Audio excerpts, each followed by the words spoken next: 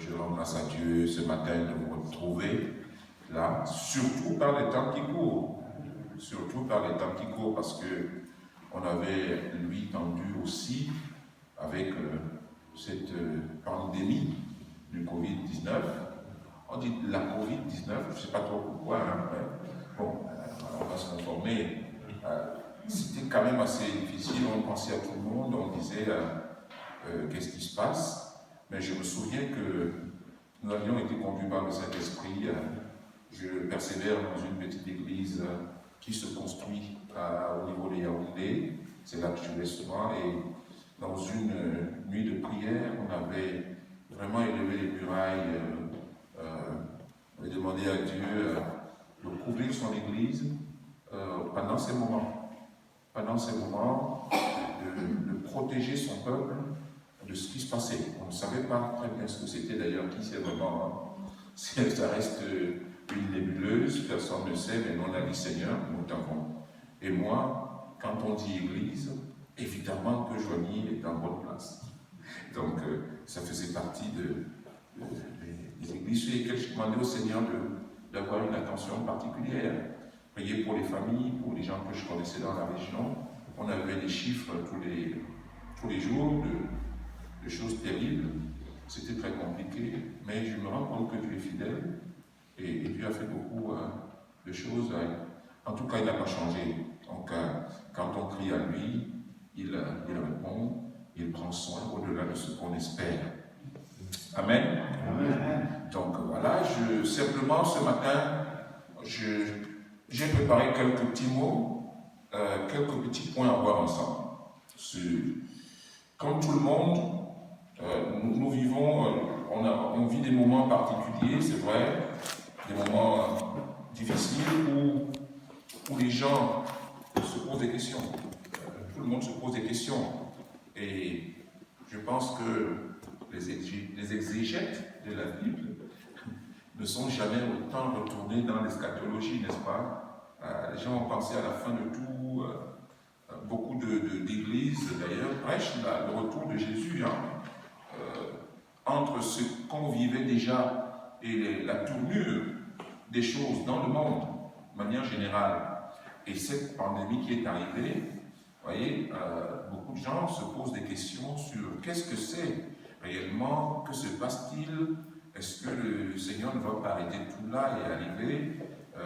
Voilà, donc c'est des questions légitimes, hein, c'est-à-dire, vous savez, de tout temps, tiens, le pasteur à Yaoundé, il a dit à la communauté de savoir lire la météo. À quel temps sommes-nous? Qu'est-ce qui se passe? À quel stade on se trouve? Voilà, ne pas rester là comme ça, et puis à la lumière de la parole, essayer de comprendre, de discerner. Vous savez que c'est vieux comme le monde, l'homme essaie de lire Dieu complètement et de savoir, etc.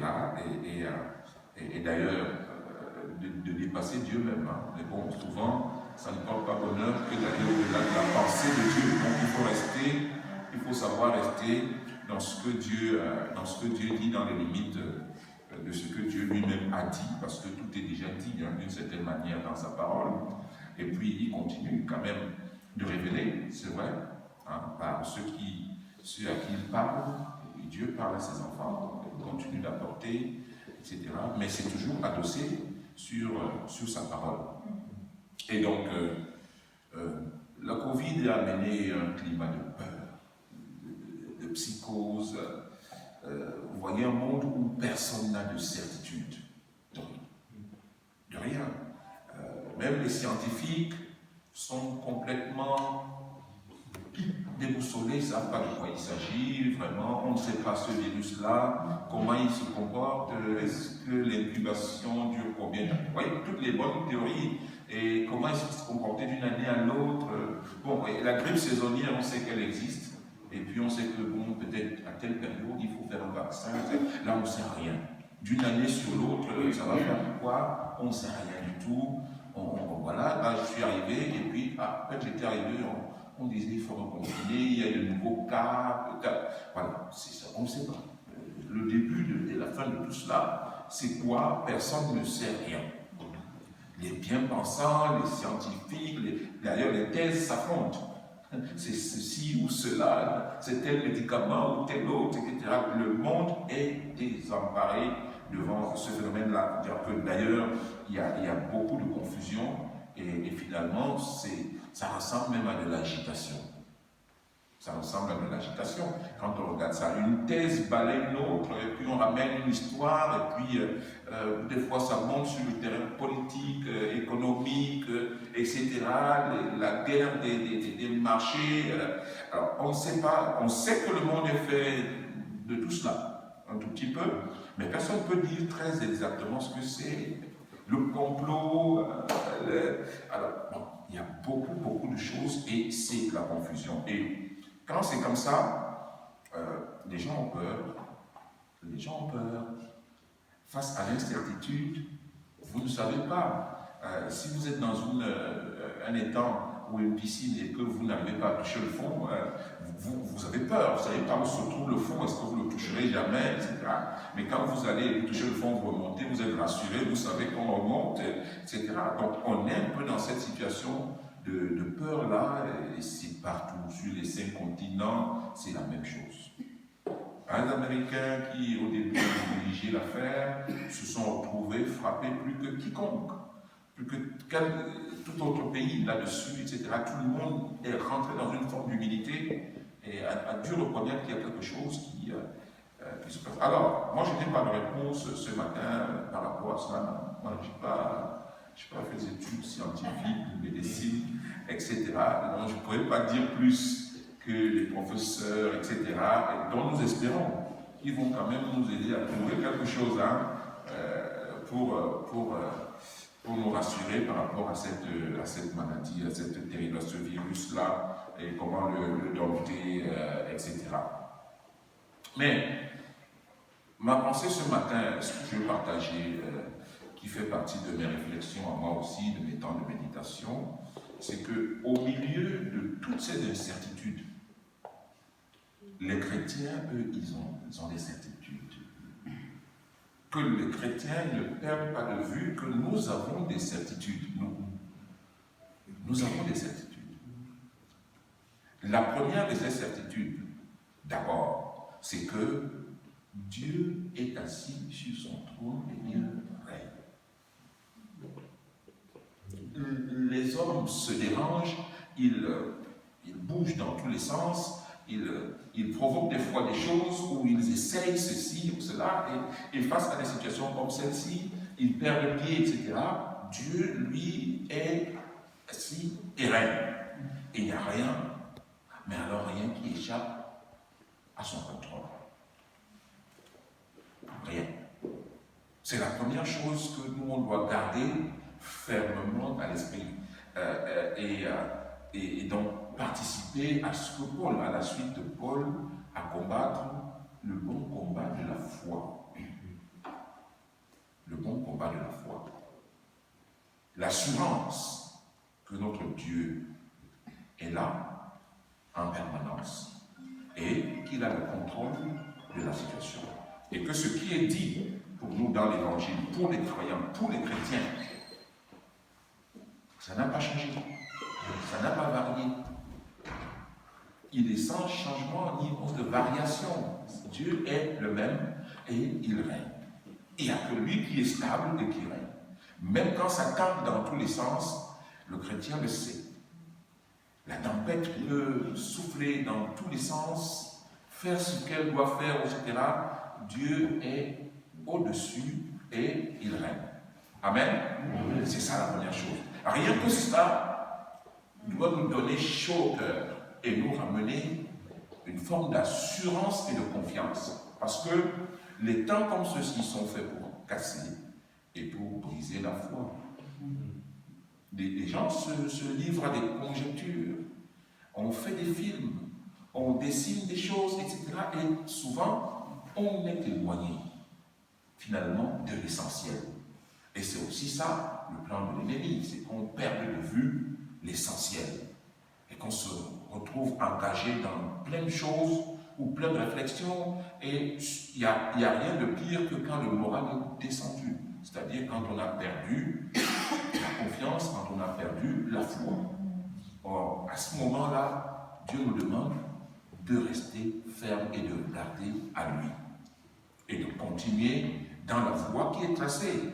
Nous avons une voie. Ceux qui cherchent des voies, etc., n'ont peut-être pas de voie. Nous, on en a une qui est là et qui est constante, qui ne bouge pas. Ça, c'est la première certitude que nous avons. Alors, la fin des temps. On a tout un livre de révélation qui nous dit ce qui se passera. Mais, révélation, c'est Jean qui a enlevé sur l'île de Patmos, c'est ça? Patmos. Voilà, et qui va voir ça. Qui le Seigneur va montrer ces choses. Mais le Seigneur lui-même a parlé sur ces affaires. Le Seigneur a parlé dans Matthieu 24. Il a prophétisé dans Matthieu 24. Jésus-Christ parle. Il n'était pas un prophète, hein, mais il prophétisait. Vous et moi, on peut prophétiser sans être des prophètes. Parce que le prophète l'appelle le prophète, etc. C'est autre chose. Mais on a pu avoir par le Saint-Esprit la prophétie et prophétiser, recevoir de Dieu des messages à transmettre. Le Seigneur l'a fait là-dessus. Et le premier texte qu'on doit ouvrir la Bible quand même, c'est le premier texte que je voudrais qu'on regarde, bon, c'est ce texte de Matthieu 24, pour essayer de comprendre un petit peu ce que le Seigneur a dit. Parce que pour moi, il n'y a pas de voie plus autorisée que celle du Seigneur. Amen. Ce qui me vient à l'esprit, c'est quoi? C'est que Jésus met en garde contre la légèreté. Et c'est très important par les temps dans lesquels nous passons. Les disciples lui montrent le temple. Ils sont émerveillés par le temple, la construction. C'est beau. C'est joli, c'est vraiment, ça a été fait, vous voyez, au détail, etc. Vous savez, l'histoire de la construction du temple, c'est très bien fait. Ils lui font remarquer les contours, etc., etc. Ainsi de suite. Et tout de suite, Jésus les arrête. Et dit, et les ramène rapidement à l'essentiel. Tout ça n'est absolument rien. Il casse quand même, hein. Tout ce que vous voyez là, il n'y a pas pierre sur pierre là, qui ne sera renversé. C'est joli, c'est bien, mais ce n'est pas l'essentiel. Et là, quand il leur dit ça, il fait encore référence à la fin, dont il avait déjà parlé, un peu, etc. Et puis ils sont tous perplexes. C'est bien, on est dans un monde, c'est joli, on a fait beaucoup de progrès, hein. Le monde, vous voyez, même les agriculteurs avant, c'est plus là-bas et machin, c'est tracteurs et machin, il y a beaucoup de choses qui ont progressé. On peut dire qu'on a évolué, l'évolution, la modernité, etc. Mais Jésus dit que tout ça, c'est rien du tout. Tout cela va disparaître. En un instant, c'est absolument rien. C'est false, tout ça, c'est rien. Ne vous attachez pas à ça. Il y a plus important. Il y a plus important. Infiniment plus important que ce que vous voyez. Il met en garde contre ses pensées légères, ses façons de voir, et voudrait que les disciples soient dans la profondeur, soient dans l'essentiel. L'essentiel, c'est le salut des âmes, et c'est ce que deviendront ces âmes-là. C'est ça qui est le plus important. Ce n'est pas ce qu'on a réalisé d'extraordinaire, etc. À quoi cela sert-il aux gens de gagner le monde entier s'ils vont perdre leur rien? À la fin, tout ça, ce sera rien. Ce qui restera, c'est ceux qui auront été avec le Seigneur jusqu'au bout et qui auront mené, qui auront fait la mission, qui seront restés, qui auront persévéré et qui sont restés avec le Seigneur et donc ils vont entrer dans la félicité. C'est ça qui compte. Atmosphère cassante. Les disciples avaient souvent ces errements-là. Hein. Même les premières églises. Hein. Les chrétiens ont souvent ces... vous avez dans les histoires de Corinthe, moi je parle plus en langue que toi. je parle en langue, ce genre de petites considérations, c'est humain. Hein? Vous voyez ce que Paul a été obligé de faire à un moment, il est obligé d'arrêter. Il dit, avec ça, non pas que les dons du Saint-Esprit étaient un problème, mais ça faisait dévier de l'objectif. On tombait dans la vanité, etc. Si on doit louper l'objectif à cause de cela, ça devient un problème. Donc, ne perdons pas de vue l'essentiel, restons sur l'essentiel. Et il s'est arrêté là. Mais eux sont revenus. Alors, tout ça leur a rappelé cette histoire de la fin. Pour lui demander quand ce sera. Explique-nous cette affaire-là. Ça se passera comment? C'est quand? On se prépare. Les hommes aimeraient bien savoir hein, à quelle heure, etc. Machin. Mais vous verrez, comme dans la parabole des vierges, personne ne sait ni l'heure ni le jour. D'ailleurs, Jésus lui-même, là, leur dit qu'il ne sait pas.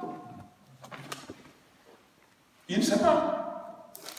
On sait qu'il y aura une fin. On sait que l'Église sera enlevée.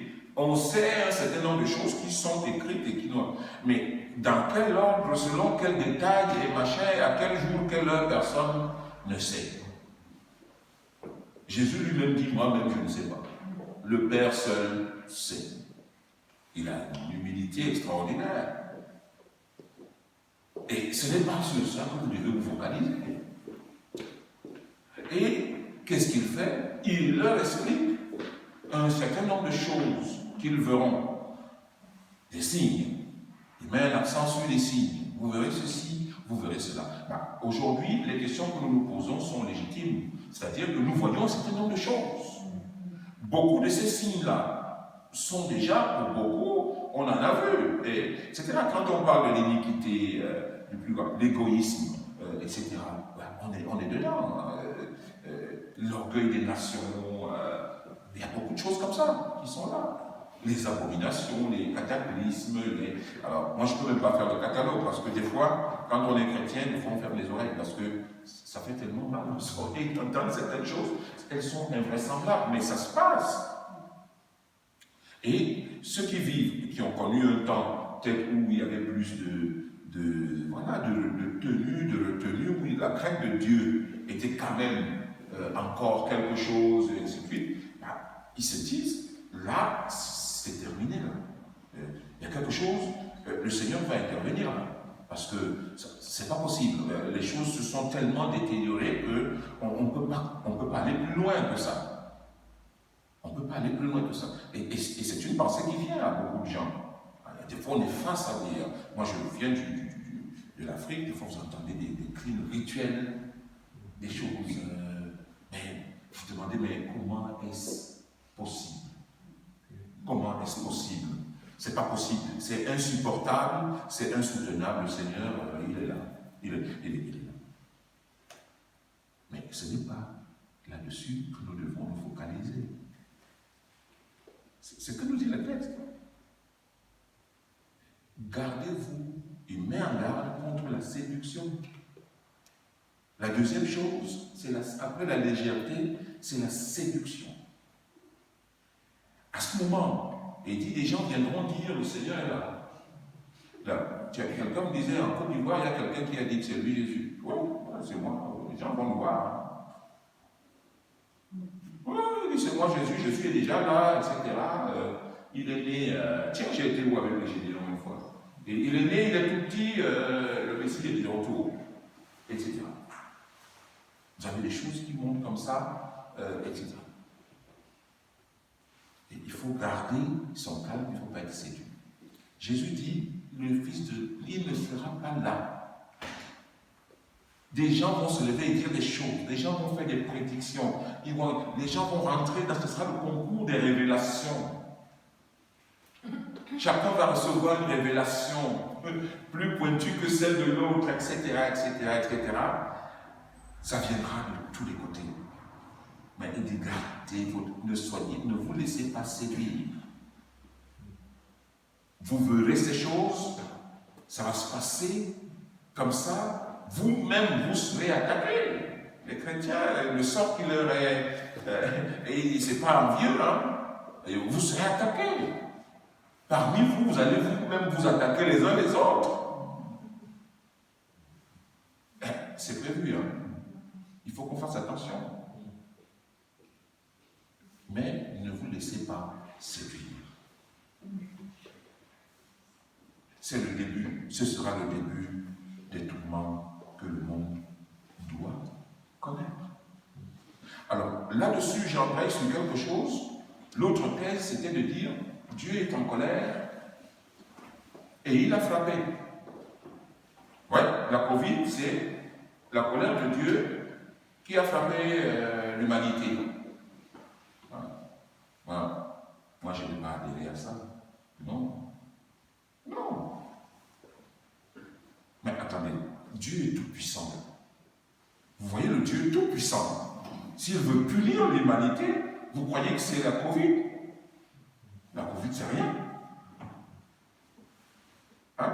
Si Dieu voulait, vous-même vous savez, Noé, l'époque de... C'est-à-dire quand Dieu voulait faire, quand Dieu était en colère, Dieu n'a rien à voir dans les histoires de Covid. Rien. C'est pas Dieu, non. C'est les hommes. C'est les humains. C'est ce qui est décrit là dans Matthieu 24. L'iniquité du plus grand nombre, l'égoïsme des hommes, des nations, des machins, etc. C'est ça, les guerres, les machins, le non-respect de la nature, les cataclysmes et les machins, c'est l'action de l'homme. C'est les hommes. Dieu regarde. C'est les humains. C'est nous qui sommes mis en garde et qui devons faire attention. Enfin, et tous ceux qui dirigent. Tous ceux qui dirigent. C'est un appel au retour à la crainte de Dieu. Si ça peut nous ramener à la crainte de Dieu, à commencer par les dignitaires, nous on a commencé à prier pour les responsables, les dignitaires, les dirigeants des pays, ce qui est biblique, ce que la parole de Dieu nous demande de faire d'ailleurs, pour qu'ils comprennent qu'il faut revenir à la crainte de Dieu.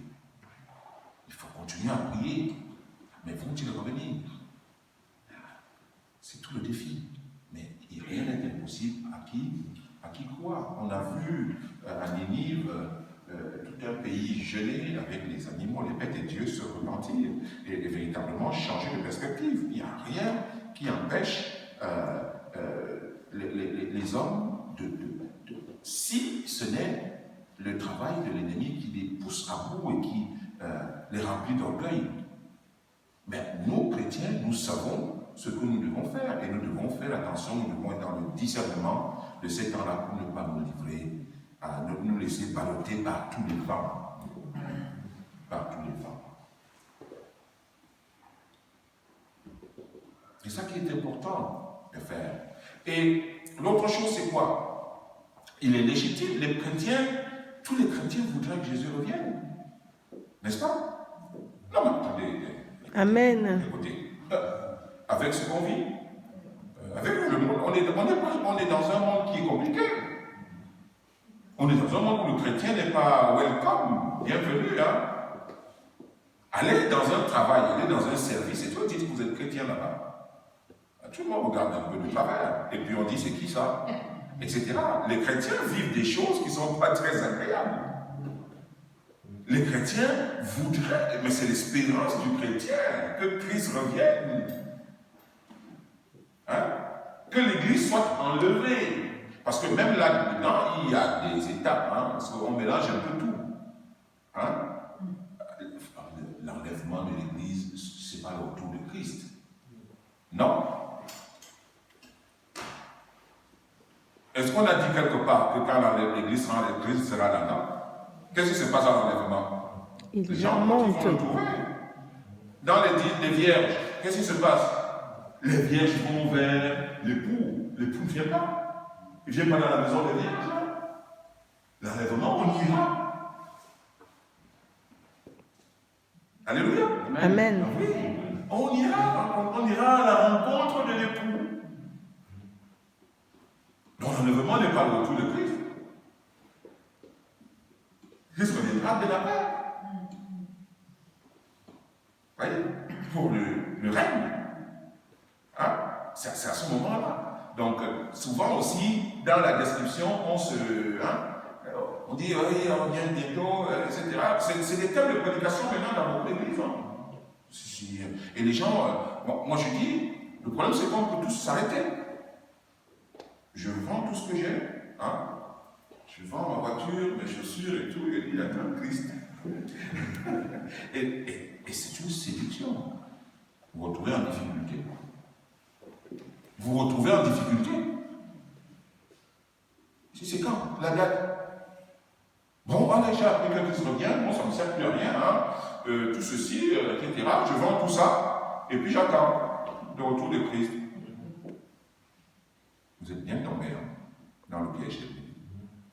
Il faut rester calme, il faut regarder ces choses-là, et il faut, comme disent les jeunes, on reste cool, quoi. Ça ne veut pas dire qu'on n'est pas, mais on reste un peu, on dit, attendez, regardons un peu les choses, parce que beaucoup de choses sortent, et on est en danger. On est en danger. Si on ne reste pas fixé sur la parole et sur le Seigneur, ça pose un problème. Hein? C'est ça. Malgré les indices, malgré les signes des temps, malgré ce que nous voyons, etc., restons fermes. Focalisons-nous sur le message. Certains voudraient que Christ revienne rapidement, mais d'ailleurs pour de mauvaises raisons, hein, certains. Certains, dès qu'ils ont connu le Seigneur, ils sont convertis. Hein? Ils se disent, bon, on est du bon côté, le Seigneur n'a qu'à revenir. Rapidement, comme ça, moi je suis déjà du bon côté. Mais c'est pas comme ça que le Seigneur voit ça. Hein? Le Seigneur, lui, pense à ceux qui ne sont pas encore. Vous savez, jusqu'au ciel, il nous est dit que des saints demandent à Dieu de leur rendre justice. Ils demandent instamment à Dieu de quand est-ce que tu vas nous rendre justice? Et que dit le Seigneur? Attendez que d'autres soient rachetés. Ce qui compte pour Dieu, c'est le salut des saints. C'est ça. Ça, c'est la perspective de Dieu. C'est pas de dire, comme moi je suis sauvé, bon, allez, ferme la porte, j'entre, ferme, tape, et puis les autres, c'est pas un problème, moi, ma famille, on est sauvé, c'est bien. C'est pas ça le cœur de Dieu. Celui qui a en partage le fardeau de Dieu ne peut pas penser de la sorte, parce que Dieu ne regarde pas ça de la sorte. D'ailleurs, dans Matthieu 24, que dit-il quelque part dans le dernier? Cet évangile sera prêché partout. Et ensuite viendra la fin. Ça veut dire aux chrétiens, si tu veux voir la fin, eh bien, prêche l'évangile partout. Si tu veux vraiment voir la fin, ce qui est légitime, si tu veux véritablement voir la fin, eh bien, continue donc à travailler, à prêcher l'évangile, à amener les gens au Seigneur, etc., à servir Dieu, à témoigner de Christ, à être le témoin. Le témoin, on l'est d'abord parce qu'on annonce l'évangile, on dit ce que Christ a fait pour nous. Partout et à tout le monde, on le dit. Voilà ce que Christ, c'est ça le témoignage. Et le témoignage, c'est aussi d'être un modèle de Christ. C'est-à-dire quand on te regarde, on regarde comment tu vis, on regarde ce que on voit Christ par l'amour des frères, voilà. Et l'engagement aussi qu'on a dans l'œuvre de Dieu. C'est le témoignage, c'est ça. Continue à être un témoin, continue le travail, si tu veux que cet évangile soit prêché partout. Ensuite, tu verras, il y a une mission qui a été donnée, n'est-ce pas, d'aller de par le monde, de faire des disciples, de faire ce travail-là. Et voilà, ça reste là. Dieu n'a pas varié là-dessus. C'est ça que nous devons garder à l'esprit et bien en face. Malgré ce qu'on voit là, ne vous troublez pas. Quelque part, il dit, vous aurez même des tribulations. Vous aurez des tribulations. Mais gardez courage. car j'ai vaincu le monde. Amen. Donc, on garde la perspective. Ça, c'est ce qui m'est venu. Quand j'ai relu Matthieu 24, et j'ai dit, maintenant on annonce Christ partout, on annonce le retour, etc. On ne sait pas ce qu'il faut faire là, hein, qu'est-ce qu'il faut faire, et ainsi de suite. Mais à côté de ça, Dieu, lui, il est constant. C'est l'évangile. Continue, persévérer. Amen. Amen. Ça, c'était la première chose. La deuxième chose, avec la Covid, ma deuxième grande réflexion, c'est que définitivement, comme disent les Anglais, il n'y a de sécurité nulle part que dans le sang de Jésus.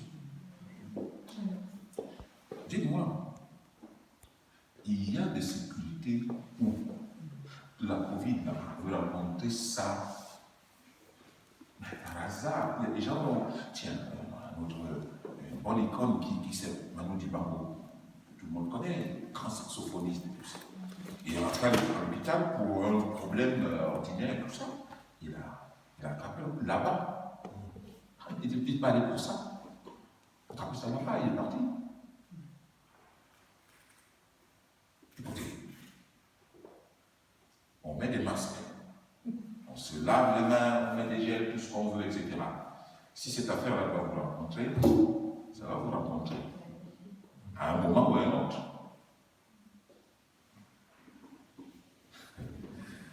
Mais je vous l'ai dit, comme moi c'est ma conviction. Personne, ces choses, on pense qu'il y a des trucs, machin. Attention, je ne dis pas de retirer les masques. C'est pas ce que j'ai dit. Il faut même se protéger. Il faut même prendre des mesures barrières, tout ça, il faut les observer.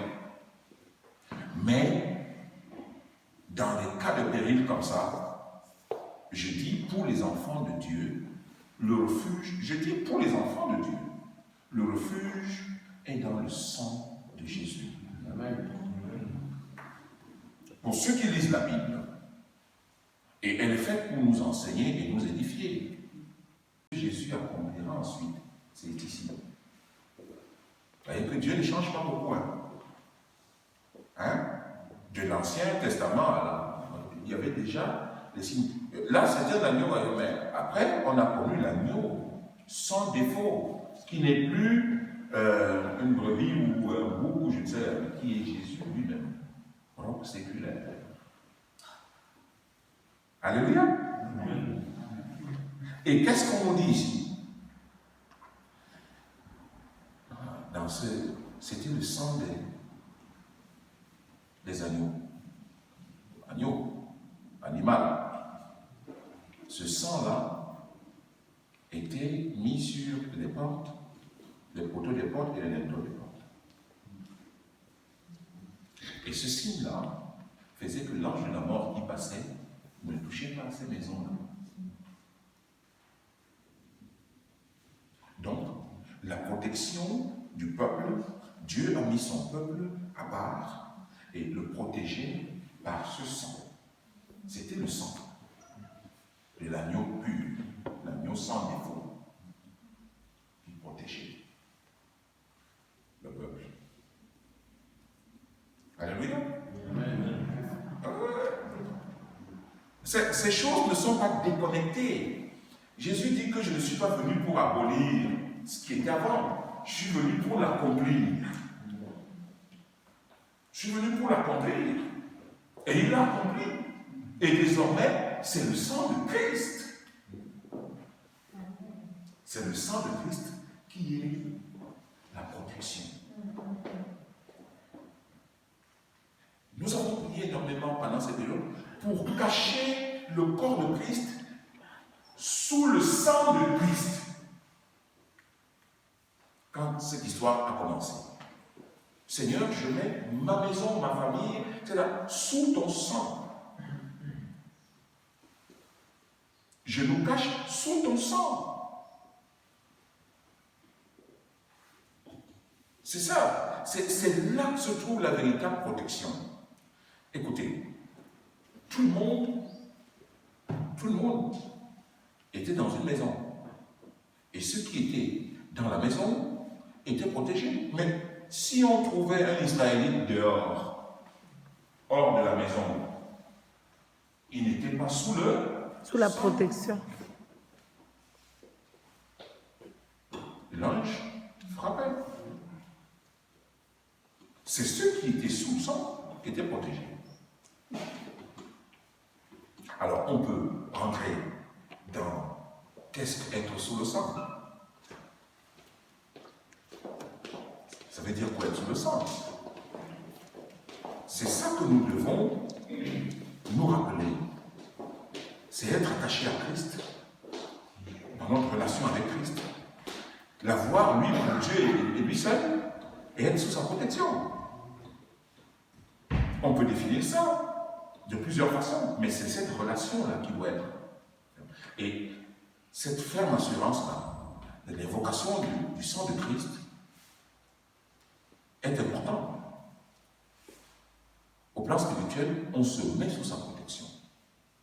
Et on est protégé. C'est ce sang-là qui cachait les enfants de Dieu. Il cachait. Et l'ange passait de l'autre côté. Et eux n'étaient pas atteints. Regardez ce qui se passait là. Pendant que le pays entier était dans la clameur, la peur, les pleurs, le deuil, que faisaient ces gens-là qui étaient sous le sang? Ils mangeaient en famille, ils mangeaient et se réjouissaient. Alors tout dehors, c'était le danger, c'était la mort, c'était la désolation. Le matin, je pense que tout le pays d'Égypte s'est réveillé en deuil, puisqu'il y avait au moins un mort dans chaque maison. Mais le peuple de Dieu était, confiné sous le sang de Jésus. Amen. Donc le confinement n'est pas nouveau. Mais là, on a le vrai confinement. Confiné sous le sang de Jésus. Il fallait être à l'intérieur, sous ce sang. Et on était protégé. Et l'ange de la mort n'avait pas le droit de s'approcher et de toucher. Parce que Dieu avait mis sa main. Parce qu'à la porte, ce sang qui était où? À la porte. À la porte. Il n'était pas sur le toit. Pourquoi il n'était pas sur le toit? Quand l'ange vient, en réalité, l'ange descend où? Qu'est-ce qu'il voit en premier? Le toit. On aurait pu mettre ça là-bas. Non. Le sang était à la porte. Pourquoi? À l'entrée. Qui est à la porte? Jésus. Je suis la porte. Et si Jésus est à la porte, le Seigneur est à la porte, l'ennemi n'a pas le droit d'arriver. Il ne peut pas venir là. Il passe très loin. Donc la protection est le sang, sous le sang de l'agneau. Tous les jours, moi j'ai prié, Seigneur, je remets ma maison et ma famille sous ta protection. Je me place sous ton sang. Et je n'ai pas peur. Ce n'est pas parce qu'on avait le Seigneur qu'il fallait sortir. Si vous sortiez, l'ange de la mort vous attrapait. Voyez? Il fallait rester sous le sang. Ça veut dire quoi? Réviser nos positions, nos voies avec le Seigneur, nous assurer que notre relation est ce qu'elle doit être, rester là, dans ces moments de difficulté, rester là. Et qu'est-ce qu'il faisait de là? Il mangeait de cet agneau-là. Il y a beaucoup d'autres choses qu'on peut interpréter, les reins sains, etc. C'est dans une attitude de fermeté, de détermination. Voyez? Mais c'est ça qui les a sauvés. Mettons les mesures barrières, observons-les, c'est très important. Soignons-nous si nous sommes malades. Mais la protection, par définition, c'est le sang de Jésus. Amen. C'est elle qui fait que l'ennemi n'approche pas sous quelque forme que ce soit. Alléluia. Amen. C'est ça qui est important. Frères, sœurs, portons nos maisons, nos familles, plaçons-les sous la protection du Seigneur lui-même. Dans ces temps d'incertitude, nous avons des certitudes. Nous avons des certitudes. Et restons sur ces certitudes-là. Moi, j'ai vu les grands hommes ont peur. Je travaille dans un ministère avec les gens, ils ont peur. Ils ont une peur. J'arrive dans un ministère, on dit que le type ne reçoit plus. Ah, il ne voit personne, il a fermé le bureau. Je dis, mais nous, on a des dossiers. Ah, on fait quoi? S'il n'y a plus de boulot, renvoyez-nous tous à la maison. C'est normal. Nous, on a des choses à faire avancer avec des délais. Ils ont peur. Une peur terrible. Leur masque, c'est pas comme vous l'avez mis là. Hein. Leur masque, c'est. Moi, j'ai vu jamais un masque. Il restait juste les yeux. Je dis, mais attends, ça ne te cherche pas spécial. Ça ne rentre pas dans les yeux quand même. Je me suis rendu compte que les gens ont bâti beaucoup de leur expérience sur les choses du monde et sur les positions. Ils ont peur de disparaître et de laisser ces positions-là. C'est ça. Ils tremblent. Ils ont peur. Ils pensent qu'ils ont été élevés, etc. Et que c'est important ça. Mais on a vu au début de Matthieu 24, il n'y a pas position sur position qui ne sera. C'est rien de la position sociale. Ça ne sera rien du tout. Rien du tout. Et ça, ils ont du mal. Et ils me voyaient, j'arrivais, on me dit, mets tes pieds dans la javel, sors, me remets le deuxième pied, toujours. Il y a tout un protocole pour arriver là-bas, etc. Mais même quand tu arrives, le type, tu es à 10 mètres de lui, il a un grand masque comme ça, il est là, vous vous entendez à peine. Je dis, bon, c'est quand même terrible, hein, cette affaire-là. Mais moi, j'avais l'assurance d'être sous le sang de Christ. Amen. Alléluia. C'est très important. Je termine ce matin en disant, comme dans la parabole des vierges, 25, Matthieu 25, toujours, derrière, il y avait 5 folles. Et il y avait 5 sages. Les 5 sages avaient de l'huile dans la lampe et de l'huile de réserve. Donc, qu'est-ce qu'elles attendaient? L'époux. Elles attendaient. Et elles se disaient, l'huile peut venir à manquer. Donc, il faut qu'on ait de la réserve. Et elles veillaient donc. Elles veillaient. Elles attendaient. Attention, c'était des épouses. Toutes étaient des épouses. Ok? Il n'y avait pas de prostituées parmi. Elles étaient des épouses. Toutes. Voyez? Beaucoup sont des chrétiens. Tout le monde est passé à accepter Christ, etc. Mais tout le monde n'est pas dans la bonne attitude, n'est pas dans la bonne attente, n'est pas dans la persévérance. Voyez? Et qu'est-ce qui s'est passé? Le moment venu, quand on a dit aller à la rencontre de l'époux, il y a eu quoi? Il n'y en a eu que 5 qui ont été capables, parce que l'huile des lampes était épuisée pour les 5 folles. Elles ont essayé de, comme on fait, de négocier. On a dit non. À ce moment-ci, il s'agit d'aller vers l'époux. Nous, on ne sait même pas si on a assez. Elles sont allées chercher de l'huile, mais quand elles sont arrivées, l'époux dit, il est trop tard. Il est trop tard. L'Église doit rester en veille.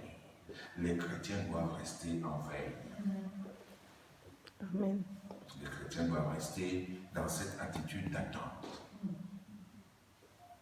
Et ne pas se disperser, ne pas se laisser mener à gauche, à droite, promener, etc. On va en entendre des choses. Mais ce qui compte, c'est qu'on soit en phase avec Dieu, dans une attitude de fermeté, qu'on corrige notre trajectoire au quotidien. On met en règle ce qui ne l'est pas et on avance. Et on est dans cette assurance que le moment venu, nous ne manquerons pas d'huile dans nos lampes pour rejoindre le Seigneur. Parce que, comme dit la parabole d'ailleurs, priez, veillez là parce que personne ne connaît ni le jour, Ni l'heure. ni l'heure. Alléluia. Amen. Voilà, bien aimé, ce que je voulais partager avec vous ce matin, en rapport avec les temps que nous vivons et en rapport aussi avec ce qui a fait l'objet de mes réflexions, de mes méditations. Et j'ai la chance de pouvoir orienter, de pouvoir préparer des soirées de prière à l'église. Et donc, on a pu organiser des prières autour de ces réflexions, de ces thèmes-là, pour garder l'église vraiment dans la sérénité, dans l'assurance qu'il faut, et pour que l'église ne soit pas ballottée dans tous les sens, parce que le seul règle de l'ennemi, c'est de disperser les brebis pour mieux les dévorer. Amen. Alléluia. Amen. Et nous avons un Seigneur qui est le même hier, aujourd'hui et éternellement. Et son souci numéro 1, c'est le salut des âmes. C'est nos âmes. Jésus a quelque chose avec nos âmes. C'est ça qui compte pour lui. Et il n'a pas changé là-dessus. Et même s'il devait y avoir quelque chose de terrible, on saurait que le Seigneur nous parlerait. Amen. Nous ne sommes pas déconnectés. Alléluia. Amen. Gardons notre relation avec lui, gardons notre contact avec lui. Allons chercher dans sa présence. Continuons l'adoration et la louange. Rendons-lui le culte qui lui est dû. Travaillons à ce que l'évangile aille partout dans le monde. Alors, nous savons que nous rencontrerons notre Seigneur. Amen. Amen. Soyez bénis. Au nom du Seigneur. Merci.